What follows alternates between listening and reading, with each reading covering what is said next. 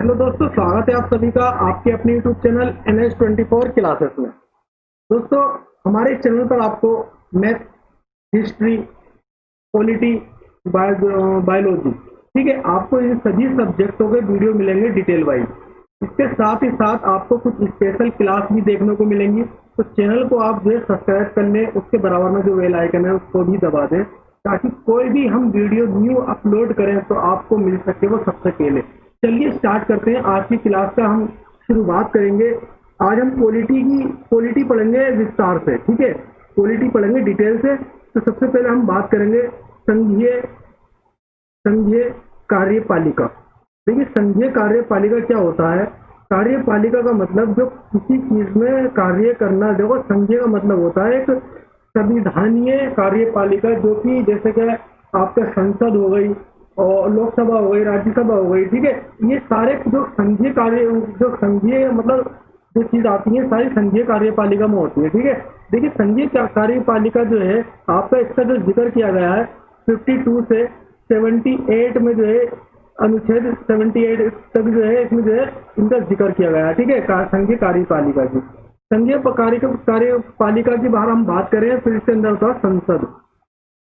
अगर हम संसद की बात करें तो संसद का जो जिक्र किया गया है 79 से और 1 to 3, ठीक है, इस अनुच्छेद में जो है इसकी बात की गई है। भारत का जो लोकतंत्र है वो कैसा है, वो संसदीय शासन प्रणाली कहलाता है। क्या कहलाता है? भारत का लोकतंत्र कैसा है? संसदीय शासन प्रणाली है, ठीक है, कैसा है? संसदीय शासन प्रणाली है।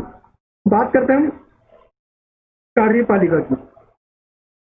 देखिए, कार्यपालिका की यार हम बात करें, देखिएगा इसके बारे में आपको मैं बस बताता हूँ। देखिए, कार्यपालिका में सबसे मेन चीज होती है औपचारिक औपचारिक औपचारिक प्रमुख।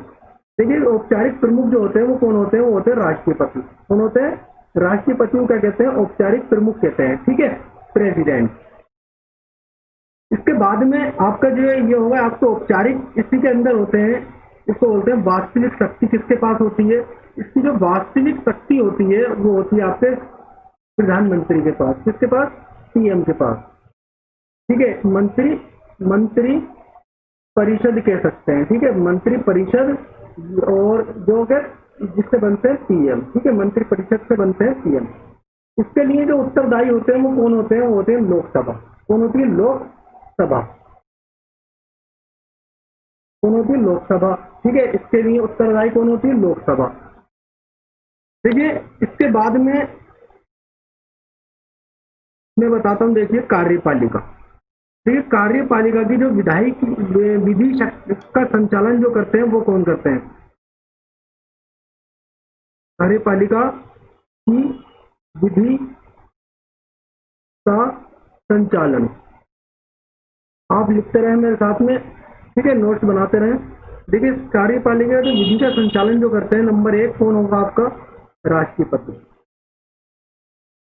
ठीक है, राष्ट्रपति। नंबर 2 कौन होगा? उपराष्ट्रपति,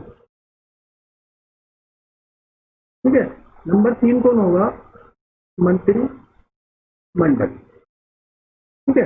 इन 3 चीजों से ही बनके जो है कार्यपालिका बनती है, ठीक है। तो कार्यपालिका का जो विधि का संचालन है वो भी यही करते हैं, ठीक है। देखो, विधायिका या वास्तविक दीपिका, मतलब व्यवस्थापिका और विधायिका, ठीक है, दोनों शब्द एक हैं। इसको हम क्या कहते हैं? सांसद के नाम से जानते हैं। किसके? संसद।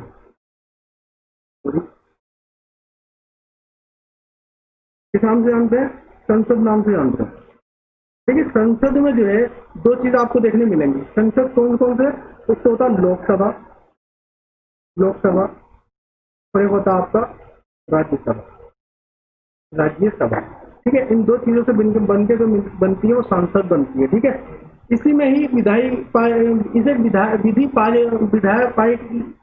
विधियायिका क्यों कहा जाता है? विधियायिका इसलिए कहा जाता है इसे, क्योंकि इसके अंदर ही विधि का निर्माण किया जाता है। संसद के ही दोनों सदनों के को ही चलाने के लिए ही विधि का निर्माण किया जाता है, ठीक है। मतलब कहने का मतलब यह, अगर कोई विधि बनेगी या कोई भी एक्ट वगैरह कोई बनेगा तो वो लोकसभा राज्यसभा से पास जरूर होगा। उसके होने के बाद में कहाँ जाएगा, वो राष्ट्रपति के पास जाएगा। ठीक है, तो आप इस चीज को समझे। अभी जो हमारा CAA जो था, ये इसका क्या हुआ था, जो राज्यसभा से हुआ पास, फिर लोकसभा से, फिर उसके बाद में कहाँ पहुंचा ये पहुंचता है विचार के लिए राष्ट्रपति के। तो राष्ट्रपति अगर इस पर सिग्नेचर कर देता है, ये एक्ट बन जाता है। क्या बन जाता है? एक्ट बन जाता है। ठीक है, आपको इसकी बात ध्यान रखना।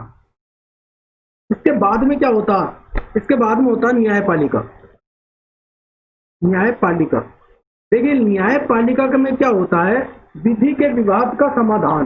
कहने का मतलब ये है, अगर कोई भी विधि बनी है, ठीक है, कोई भी अगर नियम बना है, अगर उसके ऊपर कोई विवाद है, तो वो कौन देखेगा, वो जो है फिर न्यायपालिका देखेगी। न्यायपालिका में कौन कौन होता है, चीफ जस्टिस, जितने भी ये सब न्यायपालिका कहलाते हैं। ठीक है, अब क्या होता है, देखो इतनी बात अगर आपको समझ में आ गई हो तो बहुत अच्छी बात है। इसके बाद में हम बात करेंगे, देखो राष्ट्रपति, हम पढ़ेंगे राष्ट्रपति के बारे में बहुत अच्छे से, कि राष्ट्रपति का चुनाव किस तरीके से होता है, कैसे राष्ट्रपति, किस किस चीजों की जरूरत होती है, कहाँ कहाँ इनका जो है किस किस अनुच्छेद में प्रावधान किया गया है। देखिए सबसे मेन चीज 52 में जो है जिक्र किया गया है, क्या होगा, भारत का एक राष्ट्रपति होगा। ठीक है, क्या कहा गया है, 52 अनुच्छेद 52 में कहा गया है कि भारत का एक राष्ट्रपति होगा। ठीक है, जिसको हम भारत का प्रथम नागरिक, ठीक है, उसको क्या कहते हैं, उनको क्या कहते हैं हम, भारत का प्रथम नागरिक। ठीक है, क्या कहेंगे, भारत का प्रथम नागरिक। बात करते हैं अनुच्छेद 53 की, 53 की, इसको संघीय कार्यपालिका का प्रधान होगा। कौन होगा, प्रधान होगा। कौन होगा, राष्ट्रपति। कौन होगा, राष्ट्रीय पति। ठीक है, तो कहने का मतलब यह है कि हमने इसमें एक चीज देखी। अब देखो कार्यपालिका, कार्यपालिका स्वयं भी चलाना, ठीक है, चलाता है, और अधिकारियों के माध्यम से भी चलता है। देखो जो कार्यपालिका है ये स्वयं भी चलती है और ये अधिकारियों की सहायता से भी चलती है। ठीक है, अधिकारियों की सहायता से भी चलती है। तो आप क्या है, कार्यपालिका किससे चलती है, स्वयं भी चल सकती है और अधिकारियों की सहायता से भी अधिकारियों के मध्यम भी चल सकती है। कहने का मतलब ये, इसमें अधिकारी भी काम कर सकते हैं। इतनी बात आपको ध्यान रखनी है। देखिए इसके बारे में अब हम और आगे पढ़ते हैं। देखो राष्ट्रपति के बारे में ही पढ़ेंगे हम। ठीक है, तो राष्ट्रपति के बारे में देखो योग्यता की बात करते हैं, योग्यता। ठीक है, योग्यता। ठीक है, योग्यता की बात करते हैं हम। भारत क्या होना चाहिए, भारत का नागरिक होना चाहिए। ठीक है, नागरिक, भारत का नागरिक होना चाहिए। ठीक है, नंबर 2, लाभ के पद पर ना हो। लाभ के पद पर ना हो। लाभ का पद किसे कहते हैं, लाभ का पत्र कहते हैं सरकारी नौकरी। सरकारी नौकरी ना हो, क्या ना हो, सरकारी नौकरी ना हो, जो हम लाभ का पद कहते हैं। ठीक है, इतनी बात समझ में आ गई। देखिए लोकसभा सदस्य बनने की योग्यता हो उसके अंदर। ठीक है, क्या बनने की लोकसभा बनने की योग्यता रखता हो। ठीक है, और उसकी उम्र जो है 35 वर्ष हो गई हो। ठीक है, 35 वर्ष से कम ना हो। एक चीज और, इसके अंदर अब क्या हो गया है, पहले तो क्या था, लगभग 10 जो है अनुमोदक हो जाया करते थे, 10 जो है प्रस्तावक हो जाया करते थे। अब इसमें क्या करा गया है, 50 अनुमोदक और 50 प्रस्तावक। ठीक है, ये आवश्यक होना है जरूर। पहले क्या होता था, 15,000 रुपए का वो भरा, पर्चा भरा और अपना पब्लिसिटी हो रही है साहब। चाहे 10 या तो अनुमोदक होते थे, पहले 10 विधायक होते थे, ये अगर इनकी सहमति हो जाया करती थी तो ये पर्चा भर दिया करते। मगर अब क्या है, 10 MLA या 10 जो है आपके जो है जो इसमें वोटिंग करते हैं, उन लोगों को 50 लोगों की उनकी सहमति होना चाहिए। वो अपना देंगे लिख के कि हाँ हम उनके साथ हैं, एक शपथ प्रमाण पत्र देंगे, और ये वाले जो है ये कहेंगे कि हाँ हम आपको वोटिंग करेंगे। ठीक है, बात करते हैं जमानत राशि की। जमानत राशि कितनी होगी, देखो जमानत राशि है 15,000। आप याद रखेंगे कितनी 15,000 की जमानत राशि है। और ये जमानत राशि कब आपकी जब्त होगी, जब बोर्ड किसी भी बोर्ड का 1/6 जब नहीं आएगा तो ये जमानत राशि जो है आपकी खत्म हो जाएगी। ठीक है, जमानत जब्त होना कहलाता है कि ये जो है अगर तुम्हारे पास पूरे वोटिंग का 1/6 अगर नहीं आए, वोट नहीं आए, तो क्या होगा, आपकी जमानत जो है जब्त हो जाएगी। ठीक है, यदि अभी जो है अब इससे आगे देखते हैं हम, अगला पॉइंट क्या है हमारे पास। यदि कोई व्यक्ति यदि कोई व्यक्ति यदि कोई व्यक्ति संसद, ठीक है, संसद विधायक तो क्या होगा, राष्ट्रपति जो है कोई अन्य पद धारण नहीं करेगा। ठीक है, क्या करेगा, राष्ट्रपति, अगर ये बंदा जो है, अगर कोई भी राष्ट्रपति जो है कोई अन्य पद जो है धारण नहीं करेगा। क्यों? क्योंकि अगर संसद होगा इसकी या तो इस्तीफा देना पड़ेगा, विधायक होगा, विधायक हो जाएगा जब इस्तीफा देना पड़ेगा, त्याग पत्र देना पड़ेगा। ठीक है, तभी उनकी जो है व्यक्ति जो है वो होगा। ठीक है, ठीक है, तो ये चीज आपको ध्यान रखना है कि आपको क्या करना पड़ेगा, आपको जो है त्याग पत्र देना पड़ेगा इन दोनों चीजों से। अगर आप सांसद हैं तब आपको त्याग पत्र देना पड़ेगा, और आप अगर विधायक हैं तब भी आपको जो है त्याग पत्र देना पड़ेगा। ठीक है, देखो बात करेंगे हम चुनाव की। देखो अब इनका चुनाव कैसे होता है, चुनाव की बात करेंगे, चुनाव की, ठीक है, विधि क्या होगी। ये होता है इलेक्ट्रॉनिक कॉलेज के द्वारा। क्या के द्वारा? Electoral college. ठीक है, इलेक्ट्रोल कॉलेज के द्वारा होता है ये। और ये होता कैसे, देखो चुनाव जो होता है ये अप्रत्यक्ष चुनाव होता है। कैसा? अप्रत्यक्ष। अप्रत्यक्ष मतलब जो कि अप्रत्यक्ष चुनाव क्या कहते हैं, किसे कहते हैं, जो कि किसी पब्लिक के द्वारा, आम आदमी के द्वारा, जो आम आदमी हम लोग जो है वो क्या करेंगे, वोटिंग करेंगे, अपने सांसद या एमएलए, जो भी एमपी एमएलए जो बना के भेजेंगे, वो चुनाव उन लोगों के वोटिंग से बनेगा। कौन? राष्ट्रपति। ठीक है, उन लोगों की वोटिंग से बनेगा, जो हम जिसको चुन के भेजेंगे उनके वो चुनेंगे। ठीक है, हम नहीं चुनेंगे डायरेक्ट। अगर हम जिसे डायरेक्ट चुनेंगे तो वो प्रत्यक्ष चुनाव कहलाएगा, और अगर हम जिसे डायरेक्ट नहीं चुनेंगे वो क्या कहलाएगा? अप्रत्यक्ष कहलाएगा। ठीक है, बस हमें इस बात को ध्यान रखना। ठीक है, अब देखिएगा मतदान जो होगा वो कैसा होगा। मतदान होगा गुप्त एक तरह से। ठीक है, कैसा मतदान होगा? गुप्त होगा। और पद्धति क्या होगी, इसकी पद्धति क्या होगी, पद्धति मतलब क्या पद्धति होगी। ठीक है, तो यह होगी अनुपातिक। ठीक है, कौन सी पद्धति अपनाई जाएगी? अनुपातिक। और एक अनुपातिक, इसको बोलते हैं अनुपातिक प्रतिनिधित्व पद्धति के अनुसार एकल संक्रमणीय मत प्रणाली के द्वारा। कैसे? एकल, तो ये मैं आपको अच्छे से समझाऊंगा क्या होता है एकल संक्रमणीय, ठीक है, मत प्रणाली। ठीक है, इसके बारे में मैं आपको बहुत अच्छे से समझाऊंगा। देखिए इलेक्ट्रोल कॉलेज की अगर हम बात करें, इलेक्ट्रोल कॉलेज की अगर हम बात करें,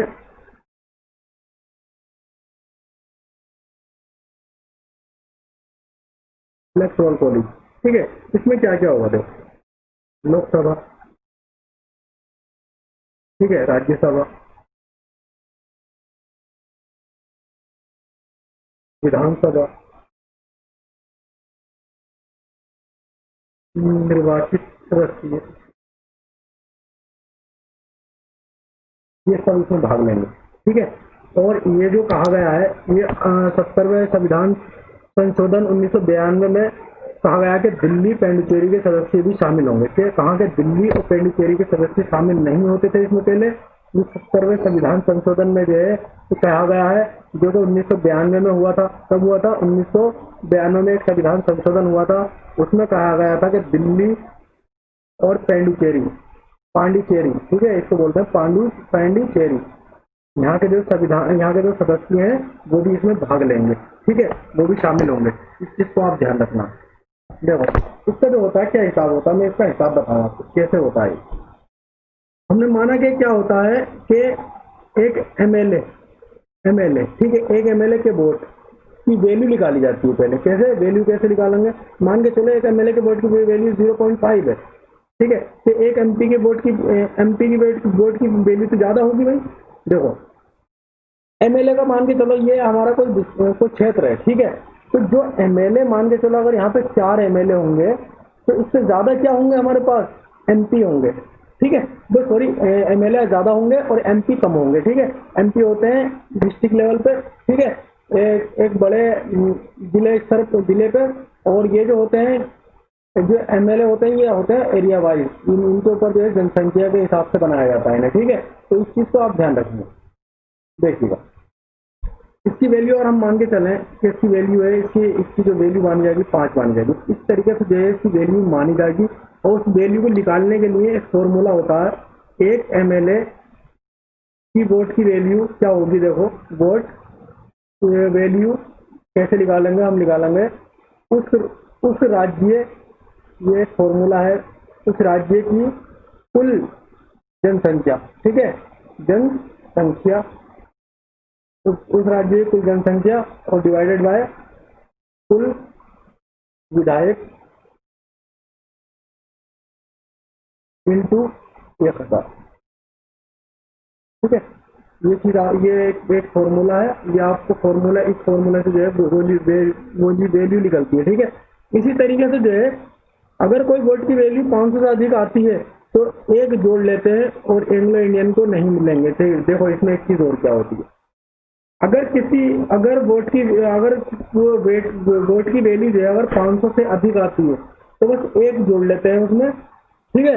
और उसमें भी क्या होगा, जो एंग्लो इंडियन है, एंग्लो इंडियन को जो है इंडियन को नहीं लेते हैं, ठीक है। इसमें किसको नहीं लेते हैं, एंग्लो इंडियन को नहीं लेते हैं, बस आपको ये ध्यान रखना है। इसी तरीके से अगर हम एक एमपी के अगर वोट की वैल्यू निकालेंगे तो कैसे निकालेंगे, उसके लिए सभी राज्यों की विधानसभा के निर्वाचित सदस्यों का मत का मूल्य, उसका योग और कुल सांसद, ठीक है, वो इस तरीके से निकालेंगे। मैं लिखे देता हूँ देखो सभी भी आपके लिए, सभी राज्यों की विधानसभा, सभी राज्यों की विधानसभा के निर्वाचित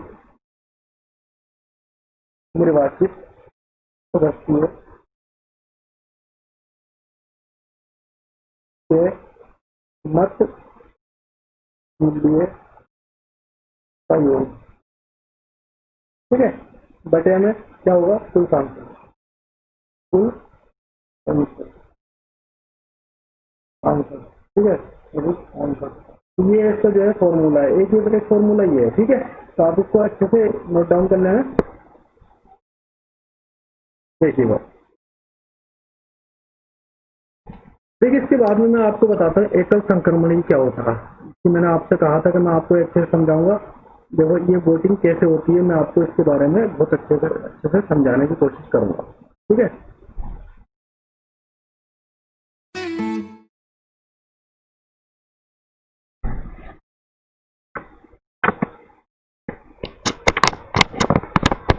बहुत टाइम रुक गया है,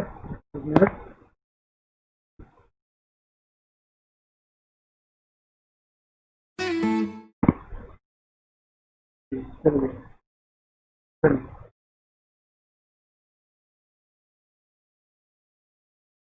काम नहीं कर रहा।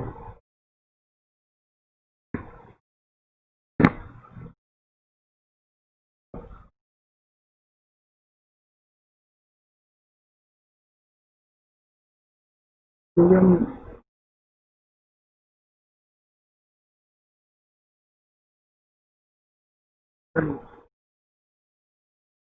चलिए देखिए थोड़ा प्रॉब्लम आ गई उसमें। देखिए एकल संक्रमण है, एकल संक्रमण प्रणाली, ठीक है, ये हम बात करें। देखो क्या होता, अगर हम बात करें, एक चीज आप ध्यान रखोगे, न्यूनतम की अगर हम बात करेंगे, न्यूनतम कोटा क्या होगा, न्यूनतम कोटा जो होगा वो कितना होगा, 1000/2 प्लस का 1, कहने का मतलब 500 + 1, ठीक है। ये इसका जो है न्यूनतम कम से कम कोटा होगा, ठीक है। देखो मान के चलो ये एक बैलेट पेपर है, ठीक है, बैलेट पेपर इनका कैसा होता है, ऐसा होता है।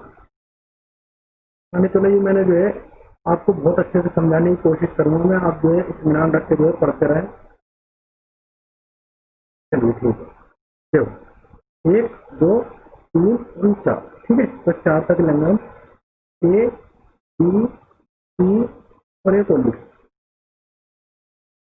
तो आगे आपको बताया आपका डी, क्या हो गया डी।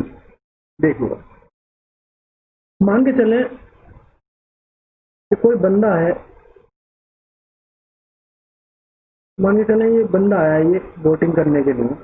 वोटिंग करने के लिए जब ये आए तो इन्होंने साहब ने क्या करा, इन्होंने पहले प्योरिटी दी ए को, ठीक है। इन्होंने कहा कि ये जो है राष्ट्रपति बनना चाहिए, ठीक है। इन्होंने कहा कि भाई अब अगर ये नहीं बने राष्ट्रपति तो आप ऐसा करना कि आप जो है राष्ट्रपति जो है इसको बना देना, डी को। अगर ये भी नहीं, अगर ये भी नहीं है तो तीसरी, अब फिर क्या देंगे, ये कहेंगे कि अगर ये नहीं तो आप जो है ऐसा करना कि इनको बना देना, ठीक है। अगर ये ना बने तो आप इनको बना देना, ठीक है। इन्होंने ये प्योरिटी दे, प्योरिटी मतलब एक तरह से इन्होंने ये दे दिया कि अगर ये नहीं बने, अगर ये नहीं है इसके लिए इनके पास अगर वोट नहीं आते तो इनको बना दिया।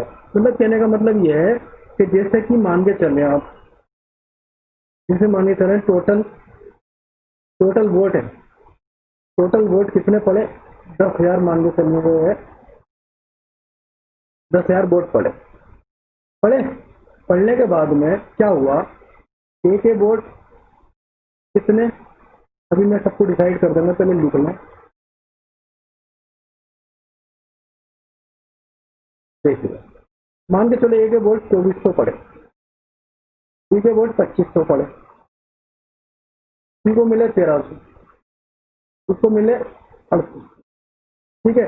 अब ये वोट मिलने के बाद में ये क्या हुआ, अब इसमें जो है वोटिंग होगी। अब कैसे वोटिंग होगी, ये इनको वोट मिल गया, वोट मिलने के बाद में अब इनकी वोटिंग होगी कैसे, जैसे मान के चलो इनके पास कितना है, 1300 है, तो ये जोड़ में से तो ये अलग हट जाएंगे, ठीक है, इनमें तो निकाल दिया जाएगा। अब जो ये 1300 वोट है, अब ये जो 1300 वोट हैं, इनमें ऐसे भी तो बंदे होंगे जिन्होंने कहा होगा कि हमें ये वाला राष्ट्रपति नहीं, हमें ये वाला राष्ट्रपति चाहिए। तो इन्होंने भी तो ऐसा तो करा होगा जैसे कि 1 ये मान के चलो, 2 ये, 3 ये, 4 ये, और यहाँ पे ए, यहाँ बी, और यहाँ सी, और यहाँ डी।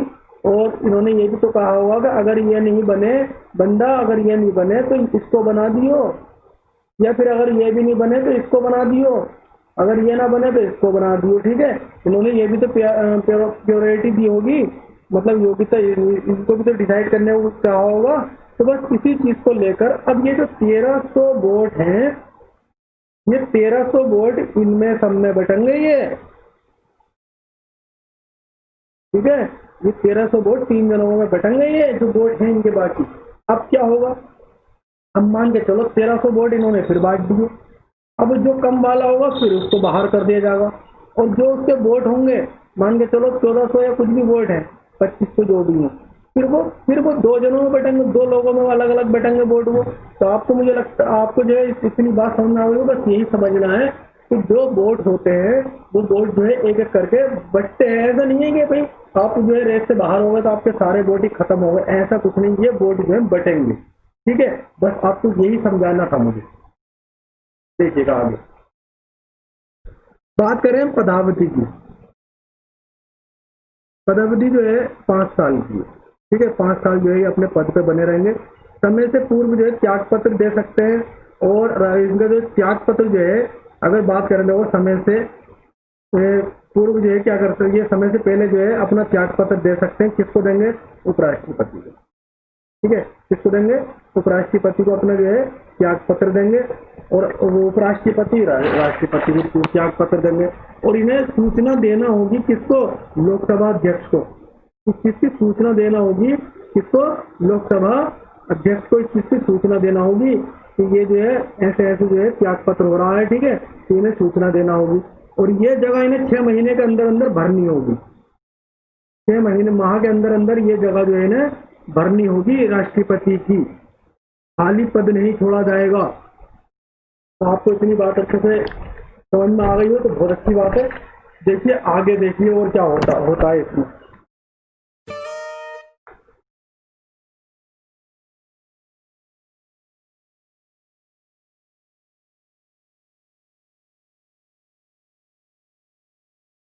देखिए इसके बाद इसमें देखते हैं हम।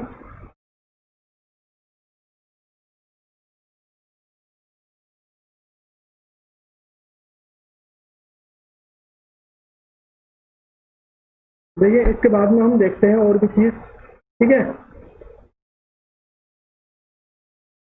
चलिए देखो, मैं इसके बारे में आपको जो है एक स्लाइड और लगा के तब जाके बताता हूँ।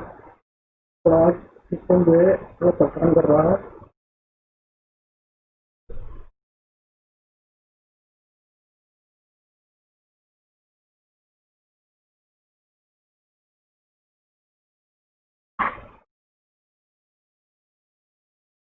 ठीक है, चलिए देखिए, इनकी जो शपथ होती है, शपथ जो दिलाई जाती है वो कौन से आर्टिकल में है, पहले तो हमें ये पता होना चाहिए कौन से आर्टिकल में। 60 में जो है इनकी शपथ का प्रावधान है। और इनको शपथ कौन दिलाता है? सुप्रीम कोर्ट के चीफ जस्टिस। कौन दिलाएगा? सुप्रीम कोर्ट को वास्तविक वही वरिष्ठतम सदस्य। देखो, या तो चीफ जस्टिस या फिर सुप्रीम कोर्ट के वरिष्ठतम सदस्य, ये जो है इनको जो है क्या दिलाएंगे? वो शपथ दिलाएंगे। ठीक है, बात करते हैं राष्ट्रपति। राष्ट्रपति जो है गद्दी, उपराष्ट्रपति अगर नहीं, देखो अगर राष्ट्रपति है, ठीक है, अगर राष्ट्रपति कहीं चले जाते हैं, मतलब राष्ट्रपति अगर नहीं होते हैं मौजूद, तो इनकी जगह पर कौन काम करेगा? उपराष्ट्रपति। ये आपको समझ लेना चाहिए किसकी जगह पर कौन काम करेगा। ठीक है, उपराष्ट्रपति। अगर ये भी नहीं है तो इनके बाद में करेंगे सुप्रीम कोर्ट के चीफ जस्टिस। और ये भी नहीं है तो सुप्रीम कोर्ट का जो वरिष्ठतम सदस्य होंगे, जो कि शपथ भी दिला सकते हैं। ठीक है, किसको? राष्ट्रपति को शपथ भी दिलाते हैं। वरिष्ठ मतलब एक जो सबसे बड़े वाले कुटुंब होते हैं। ठीक है, वरिष्ठतम सदस्य। ठीक है, आप इसका ध्यान रखना आपको। देखो, आवास तो इनके जो इन्हें आवास मिलता है रहने के लिए, आवास जो रहता है, आवास जो मिलता है, आवास रहने के लिए, घर, उसको क्या कहते हैं? उसको बोलते हैं रायसीना। क्या बोलते हैं? रायसीना। इनके घर का नाम होता है, इनके घर का नाम होता है रायसीना हिल। ठीक है, रायसीना हिल। वेतन की अगर हम बात करें, वेतन भत्ते की अगर हम बात करें तो 5 लाख।